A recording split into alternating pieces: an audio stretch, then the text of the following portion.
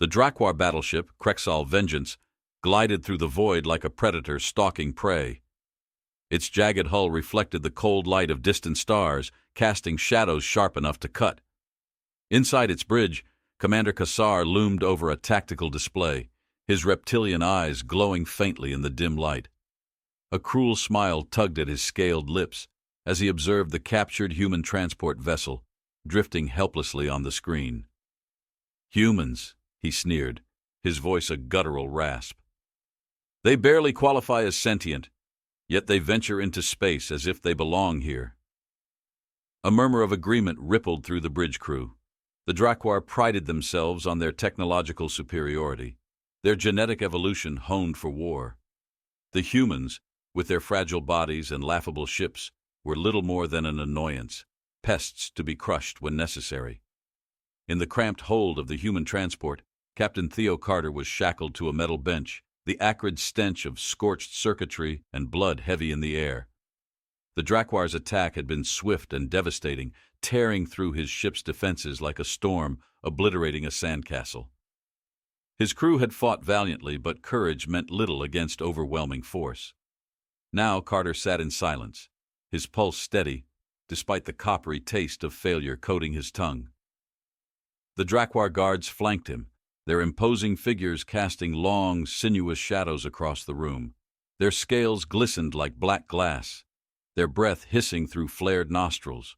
One of them, a hulking brute with a scar running down his cheek, leaned closer. "Your species has a habit of underestimating its place, human," he growled, his voice vibrating with menace. "Perhaps we'll teach you some humility." Carter didn't flinch. Instead, his steel-gray eyes locked onto the guards, unyielding. "Funny," he said, his voice calm, almost conversational. "I was thinking the same about you." The guard's scaled fist lashed out, cracking against Carter's jaw. Pain exploded through his skull, but he refused to give them the satisfaction of a reaction. He spat blood onto the floor, the crimson splatter stark against the cold metallic gray. "Enough!" barked another guard. "The commander wants him alive." Alive. For now. Carter's mind whirred, cataloging every detail of his surroundings. The faint hum of the ship's engines, the sour tang of recycled air, the way the guards shifted uncomfortably in their armor when they thought no one was watching. The Drakwar believed they'd captured an ordinary human, a soldier at best, a helpless captive at worst. They didn't know they had taken one of Earth's most brilliant military strategists. As the guards dragged him to the ship's holding cells, Carter took in the Drakwar's warship. The corridors were a labyrinth of sharp angles and pulsating lights, their walls lined with alien glyphs that pulsed faintly like living veins. The smell of burnt ozone lingered, mixing with the earthy musk of the Drakwar crew.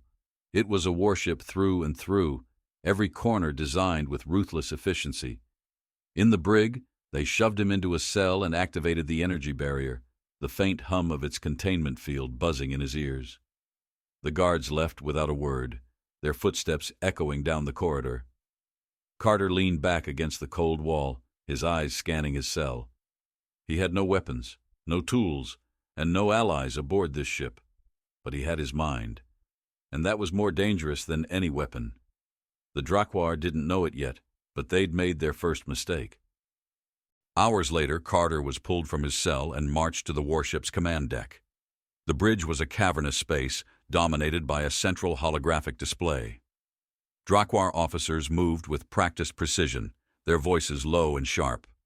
The air was thick with the scent of alien oils and the faint tang of metallic humidity.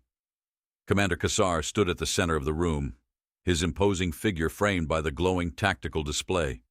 His armor, a dark, iridescent material, seemed to absorb the light, making him appear as though he were carved from the void itself. "So," Kassar drawled, his voice like gravel grinding against steel, "this is the human who dared venture into Drakwar space." Carter's expression remained impassive, though his mind worked furiously. He noticed how Kassar's claws tapped rhythmically against the console, a subtle tell of impatience. The commander's arrogance radiated off him, a palpable force that filled the room. "You're wasting your time," Carter said evenly. Earth won't negotiate with you no matter what you threaten." Kassar laughed, a guttural sound that reverberated through the bridge. "Negotiate? Oh, human, we don't intend to negotiate. We intend to conquer." Kassar gestured to the holographic display, where a star system was outlined in sharp detail. "This," he said, "is your colony at Rhea Prime. A weak outpost guarding a rich supply of minerals. Your people rely on it for their war effort, do they not?"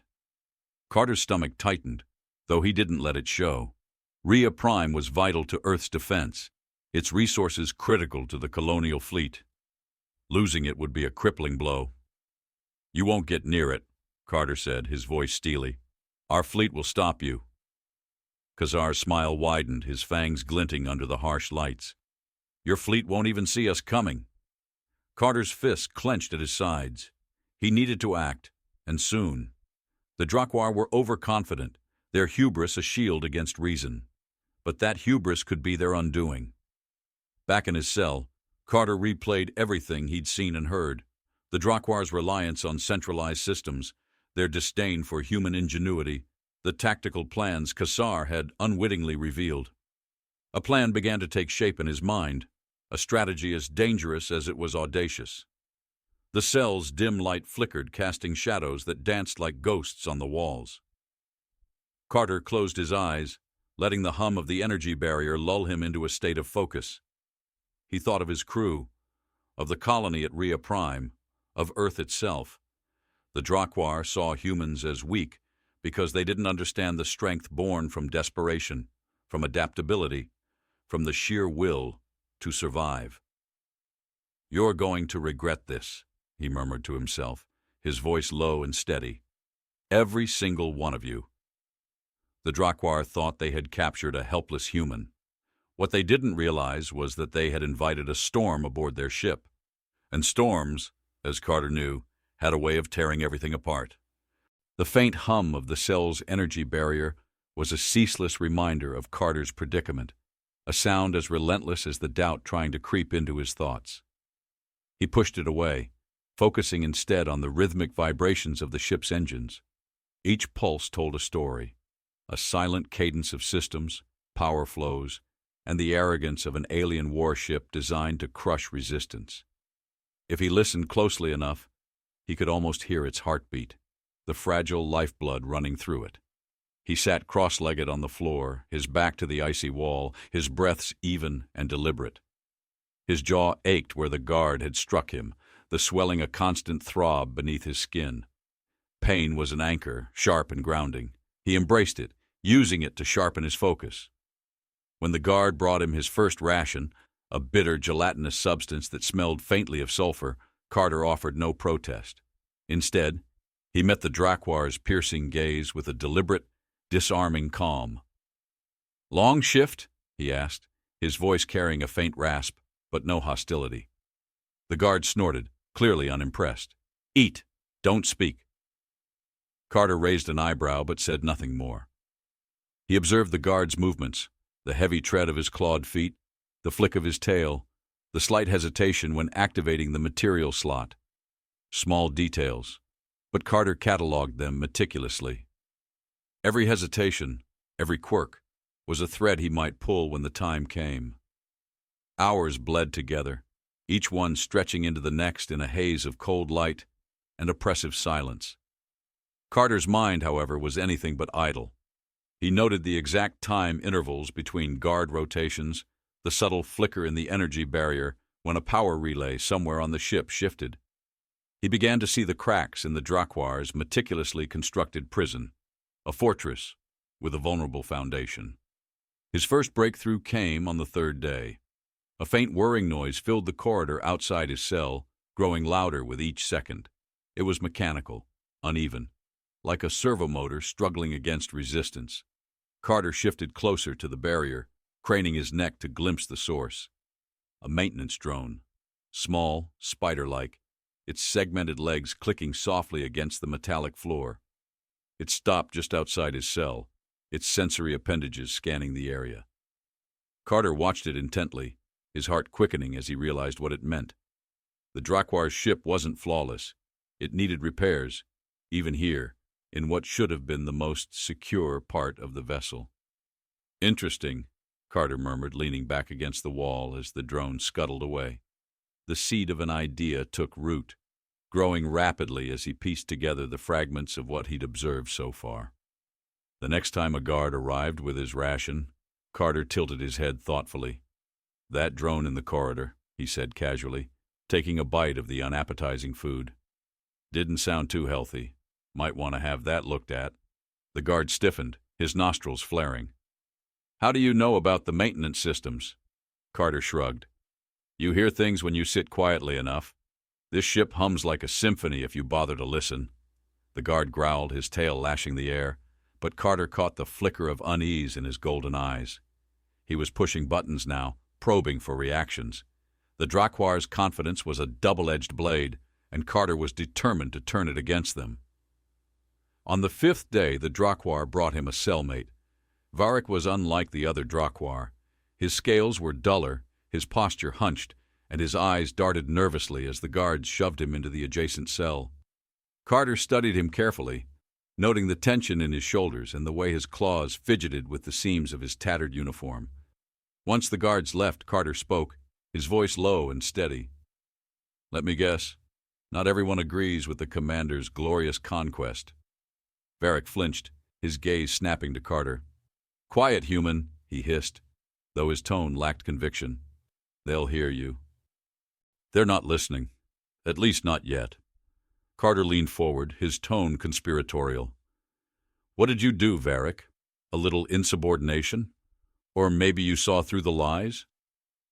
The Drakkwar's nostrils flared, and for a moment he said nothing. Then with a reluctant sigh he slumped against the wall. "I questioned an order," he muttered, his voice barely audible. "That's all it takes." Carter nodded, his expression thoughtful. "That's how it starts. A question, then another. And before you know it, you see the cracks in the foundation." Varric's eyes narrowed. "What do you know of cracks, human?" Carter allowed a faint smile to tug at his lips. "More than you think." Over the next few hours, Carter worked to earn Varric's trust. He spoke carefully, weaving his words with the precision of a surgeon, planting seeds of doubt and curiosity. He shared small truths about humanity's resilience, its capacity for adaptation, and listened as Varric reluctantly revealed snippets of Drakkwar technology and hierarchy. "The secondary reactor," Varric whispered one night, his voice barely louder than the hum of the energy barrier. "It's not as secure as the primary systems. The commanders rely on redundancy, but they don't see the weaknesses in it." Carter's pulse quickened. "What kind of weaknesses?" Varric hesitated, his tail twitching nervously. "Power surges. If someone knew how to overload it? But it doesn't matter. You'd never get close." Carter leaned back, his mind racing. He didn't need to get close. He just needed the right leverage. The turning point came a day later during a routine shift change. Carter noticed a subtle change in the guards' behavior, a tension in their movements, a wariness that hadn't been there before.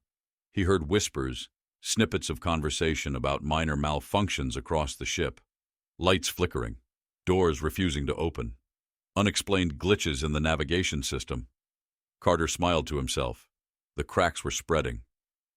That night, Varric sat silently in his cell, his claws tapping rhythmically against the floor. Carter turned to him, his expression calm but purposeful. "Varric, how long do you think it would take to overload the secondary reactor?" The Drakwar's eyes widened in alarm. "You're insane. Even if you could, the whole ship would be thrown into chaos," Carter interrupted, his voice steady. "The commanders wouldn't know where to focus their attention, and in that chaos, we could make our move." Varric hesitated, his gaze darting toward the corridor. "You think you can outmaneuver them? The Drakkwar?" Carter met his gaze, his eyes cold and determined. "I don't think, Varric. I know." The Drakwar's claws tightened into fists, his expression torn. Finally, he nodded, a reluctant but decisive gesture. "If we do this," he said, his voice trembling, "there's no turning back." "There never was," Carter replied. As the Drakkwar guards patrolled the silent corridors, oblivious to the storm brewing within their own walls, Carter and Varric began their careful, calculated gambit. One crack had already formed. Now it was time to break the dam. The Krexall Vengeance roared with life, its corridors vibrating with the pulse of a warship on the brink of battle. Outside, the stars glittered coldly, indifferent witnesses to the Drakwar fleet's impending assault. Deep within the ship's heart, Theo Carter moved like a shadow, his steps silent on the metallic floor. The air was heavy with tension, thick with the mingling scents of alien oils and ozone from overworked systems. His muscles coiled with purpose, every movement deliberate, his mind a map of the chaos he intended to unleash. Varric trailed behind him, his claws tapping faintly against the floor. His breath came in shallow, nervous gasps, the dim lighting catching on his dull, patchy scales. He kept glancing over his shoulder, his eyes darting to every flickering light and shifting shadow. "Relax," Carter murmured, his voice a low growl. "Paranoia will get us caught." Varric hissed under his breath. "Paranoia is what keeps you alive on a Drakwar warship." Carter's lips twitched into a faint, humorless smile. "Trust me, I'm counting on it." Ahead, the corridor split, branching into two identical pathways. Carter paused, his eyes narrowing as he studied the faint markings etched into the walls. Imperceptible to most, but now clear to him after days of observation. He motioned toward the left passage. "This way." They slipped through the labyrinthine halls, the hum of the ship's systems a constant backdrop. The Drakwar's overconfidence had left their secondary systems poorly guarded, a fact that Carter was keen to exploit. He had spent days piecing together the vulnerabilities, a slow, meticulous process that required patience and an unyielding will. Now, every detail was a thread in his web, and the time had come to draw it tight. The secondary reactor chamber loomed ahead, its massive bulk pressing against the surrounding walls like a living entity. The air here was warmer, tinged with the acrid bite of coolant and the faint metallic tang of power conduits. Carter motioned for Varric to halt, his eyes scanning the chamber for any signs of movement. "Clear," he whispered, stepping forward. The reactor was a towering structure of alien design, its surface a mosaic of glowing conduits and pulsating nodes. The vibrations from its core resonated in Carter's chest, a rhythmic thrum that felt like the heartbeat of a beast. He approached cautiously, his eyes flicking to the control panel embedded in the wall. The interface was a tangled mess of Drakwar glyphs, its glow casting eerie shadows across the chamber. Varric joined him, his claws trembling as he worked to bypass the panel's security. His breath came in shallow bursts, his nerves fraying under the weight of what they were about to do. "Focus," Carter said, his tone sharp. "We don't have time for hesitation." Varric shot him a glare but said nothing, his claws moving with renewed urgency. The control panel beeped faintly, its lights shifting to indicate access. "There," Varric whispered, his voice tinged with both relief and dread. "It's ready." Carter leaned closer, his fingers brushing against the controls. The faint warmth of the panel seeped into his skin, a reminder of the raw power they were tampering with. His eyes narrowed as he calibrated the overload sequence, his mind a flurry of calculations. One wrong move, one mistimed surge, and they'd be vaporized before they could take another step. "Are you sure about this?" Varric asked, his voice barely audible. Carter didn't answer immediately. His eyes remained fixed on the panel, his fingers dancing across the controls with surgical precision. Finally he spoke, his tone low and resolute. "This isn't about certainty. It's about necessity."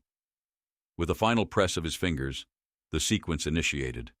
The reactor's hum shifted, a deep guttural vibration that seemed to ripple through the entire ship.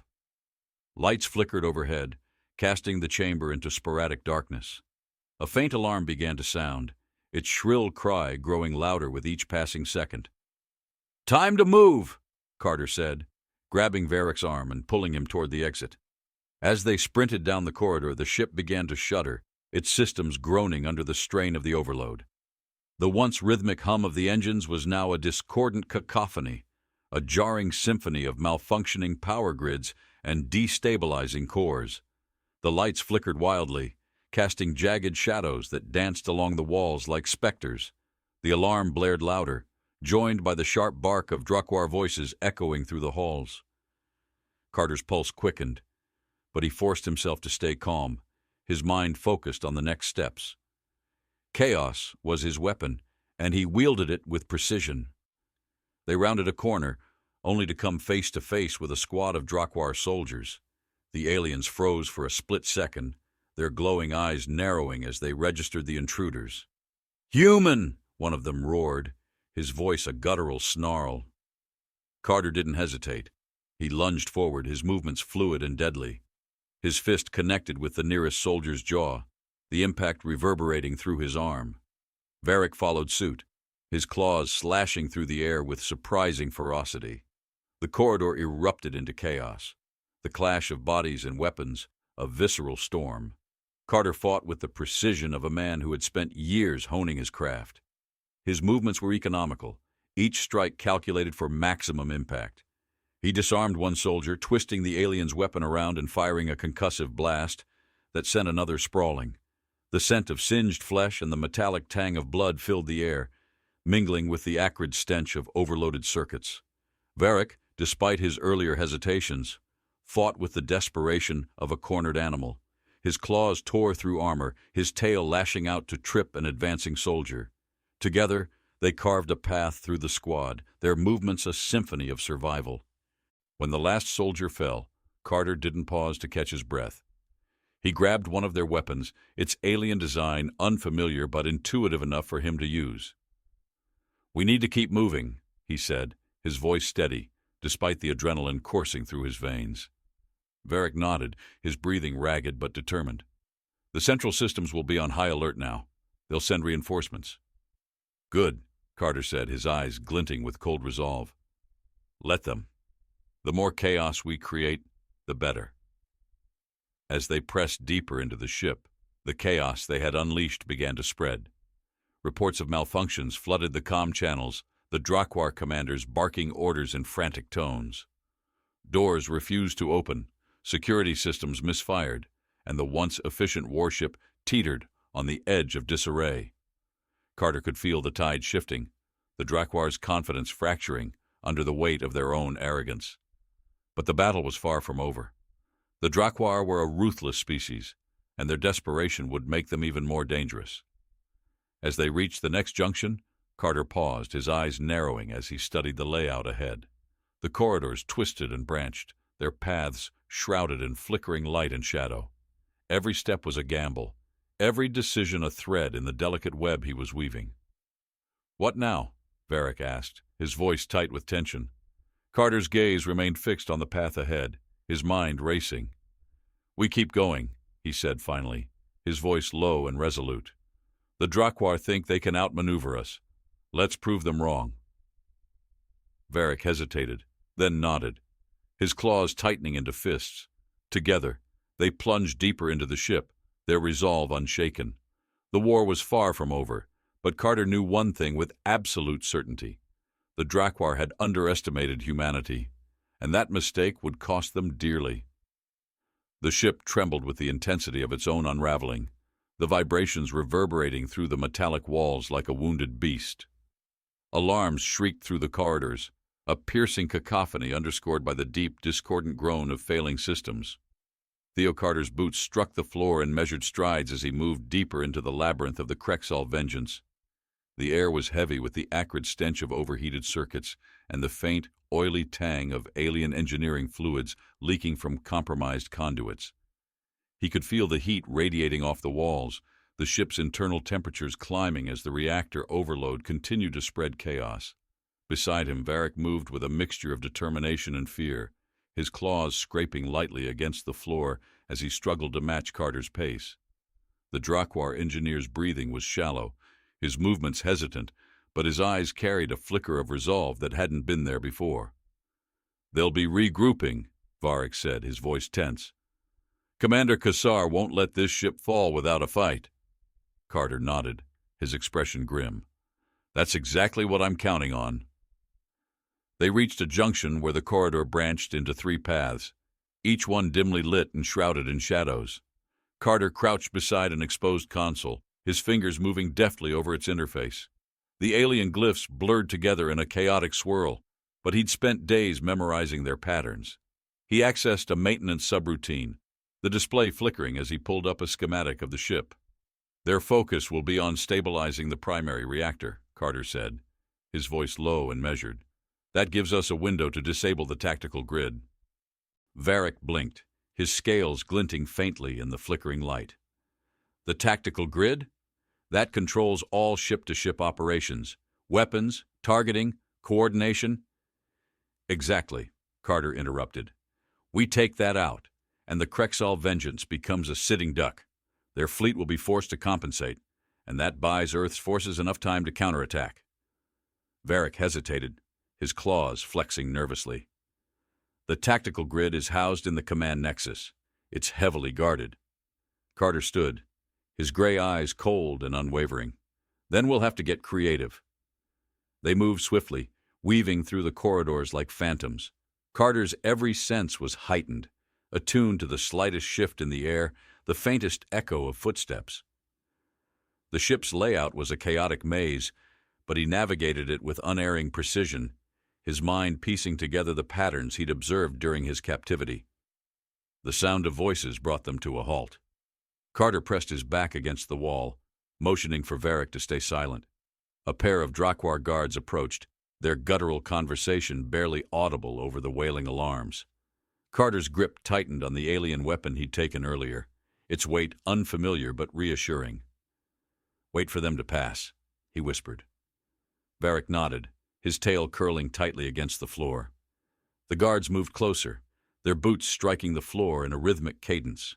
Carter held his breath, his heart pounding steadily in his chest. When the guards reached the junction, Carter sprang into action. He stepped into their path with lethal precision, the alien weapon raised. Before they could react, he fired a burst of energy, the blast striking the lead guard square in the chest. The guard collapsed with a guttural cry, his body crumpling to the floor. The second guard lunged toward Carter, his claws flashing in the dim light, but Carter sidestepped the attack and struck him with the butt of the weapon. The guard stumbled, dazed, and Carter delivered a swift kick that sent him sprawling. Varric stared at the fallen guards, his eyes wide with disbelief. "You move like someone who doesn't have time to waste," Carter finished, already moving. "Come on." The command nexus was a sprawling chamber bristling with alien technology. Massive consoles lined the walls, their displays glowing with streams of data. The air was thick with the hum of active systems, a low, menacing vibration that seemed to resonate in Carter's bones. At the center of the room stood the tactical grid, a towering structure of conduits and pulsating nodes, its surface alive with energy. A squad of Drakwar soldiers guarded the nexus, their weapons at the ready. Carter motioned for Varric to stay back, his mind already formulating a plan. He studied the room, noting the positions of the guards, the layout of the consoles, the weak points in the grid's structure. "We need a distraction," Carter whispered, "something to draw them away from the grid." Varric hesitated, then nodded. "I can trigger a power surge in the secondary systems. It'll look like another malfunction." Carter's lips curved into a faint smile. "Good. Make it big." Varric moved to a nearby console, his claws moving with practiced efficiency. The displays flickered as he input the override commands, the ship's systems groaning under the strain. Moments later, a deep, rumbling vibration shook the nexus, the lights dimming as the power surge spread. The guards snapped to attention, their voices rising in confusion. Carter seized the moment, slipping into the shadows and moving toward the tactical grid. He stayed low, his steps silent, his every movement calculated. The alien weapon felt heavy in his hands, its sleek surface cool against his skin. Reaching the grid, Carter examined its structure. The conduits pulsed with energy, their patterns complex but decipherable. He identified the central node, a glowing core that regulated the entire system. Taking a deep breath, he reached into his pack and pulled out a makeshift device, an electromagnetic disruptor cobbled together from components Varric had scavenged. The guards began to notice the surge wasn't a routine malfunction. Their guttural shouts filled the air as they moved to investigate, their weapons raised. Carter worked quickly, his hands steady despite the rising tension. He attached the disruptor to the core, its lights flickering as it calibrated to the alien systems. "Hurry!" Varric hissed from his hiding spot. Carter didn't respond. His focus was absolute, his mind blocking out everything except the task at hand. He finished attaching the disruptor, its activation light blinking a steady green. Taking a step back, he raised the alien weapon and aimed at the core. The first shot struck the conduit, a brilliant flash of light erupting from the impact. The guards whirled around, their voices rising in alarm as they spotted Carter. He fired again, the blast tearing through another section of the grid. Sparks rained down like a fiery storm, the air filling with the acrid scent of burning circuitry. The guards charged, their weapons blazing. Carter dove behind a console, the heat of their energy blast searing the air around him. He returned fire, his shots precise, each one forcing the guards to take cover. The disruptor activated, its field expanding in a ripple of electromagnetic energy. The tactical grid flickered violently, its once precise streams of data devolving into chaotic bursts of static. The hum of the systems turned into a tortured whine, the core destabilizing under the strain. "Time to go!" Carter shouted, motioning for Varric to follow. They sprinted from the Nexus as the grid collapsed, a series of explosions ripping through the chamber. The vibrations shook the entire ship, the alarms wailing louder than ever. Carter didn't look back, his mind already focused on the next step. The Drakwar thought they had him cornered. They thought they could outlast him. But Carter knew better. He wasn't just fighting for survival, he was dismantling their war machine piece by piece. And with every step, he was one move closer to victory. The Krexel Vengeance staggered like a mortally wounded Leviathan, its once proud frame groaning under the weight of its own disintegration. Sparks rained from exposed conduits, smoke coiled through the corridors, and the ship's alarms screamed their futile warnings. Theo Carter's boots pounded against the floor as he and Varric raced toward the final waypoint. The oppressive heat from overloaded systems washed over them, stifling and acrid as the alien warship buckled around them. Behind them, the Drakwar soldiers scrambled, their guttural shouts echoing through the chaos. The sound of pursuing boots grew louder, but Carter's focus never wavered. Each step, each breath brought him closer to his ultimate goal, the ship's central command center. It was the beating heart of the Drakwar's war machine, the final piece in a plan that had begun the moment they'd underestimated him. Varric gasped for breath, his claws scraping at the walls for balance as the ship lurched violently. "They'll have locked it down by now," he managed, his voice cracking under the strain. "Even if we get there, Khazar will have fortified his position." Carter spared him a glance, his gray eyes hard as steel. "Good," he said. "Let him see it coming." They reached the final corridor, its walls lined with pulsing nodes of alien energy. The air thrummed with raw power, the faint hum of the ship's systems replaced by an ominous vibration that resonated in Carter's chest. Ahead, the command center loomed, a massive circular chamber protected by a reinforced bulkhead. The doors were sealed tight, their surface gleaming like black obsidian. Carter knelt by a control panel, his hands moving with practiced precision as he bypassed the locking mechanisms. Sweat beaded on his forehead, stinging his eyes. But he worked quickly, his mind cutting through the complexity with ruthless efficiency. Behind him, Varric's head snapped toward the sound of approaching boots. "They're coming," he hissed, panic edging his voice. "We're out of time." "Not yet," Carter muttered, his tone calm despite the urgency. The panel beeped faintly, and the bulkhead shuddered as the locks disengaged. The doors slid open with a hiss, revealing the command center bathed in flickering light. Inside, Commander Khazar stood like a monument of rage, his imposing frame framed by the glowing tactical displays that filled the chamber. His golden eyes burned with fury, his claws flexing as he watched Carter stride inside, weapon raised. Around him, his officers moved to intercept, their weapons trained on the intruders. Khazar's voice was a guttural snarl, filled with contempt. "You think you've won, human? You've only ensured your species' annihilation." Carter stepped forward, his movements deliberate, his gaze unflinching. "You underestimated us," he said, his voice cutting through the tension like a blade. "That was your first mistake. Your second was thinking you could stop me." Khazar bared his fangs, his claws scraping against the floor as he advanced. "You're nothing. A pest that stumbled into a war it cannot win." Carter smiled faintly, his grip tightening on the weapon in his hand. "Then why are you afraid?" Khazar roared, lunging forward, but Carter was already in motion. He fired a burst of energy, the blast striking the floor at Khazar's feet and forcing him to halt. The officers hesitated, their weapons raised but uncertain, their confidence shaken by the human who had brought their warship to its knees. Carter's voice rang out, sharp and commanding.